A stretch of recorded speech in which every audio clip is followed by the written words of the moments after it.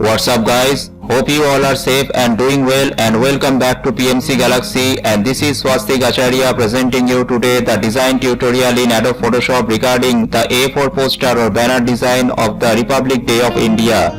I am going to design it as per the printable standard A4 poster or banner dimension, which is 8.5 into 11 inches by width and height, and with CMYK color mode and 300 resolution. Normally this type of poster designs does not need any hard creative skills or complicated design methods to make it as an eye-catching design. Just you need to apply your basic creative skills and thoughts, and also the proper knowledge of Photoshop tools and effects to make it as an attractive poster or banner design to your viewers and your client.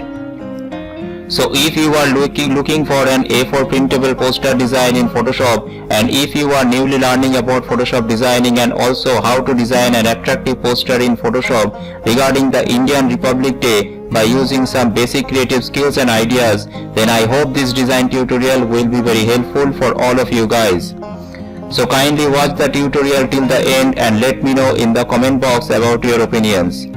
If you really like this design and also feel that it is a useful one for you, then just hit the like and share with others. If you think PMCG and its design tutorials will help you in the future to grow your graphic designing career, then never forget to subscribe and turn on your notification to stay updated and connected with every new design tutorials.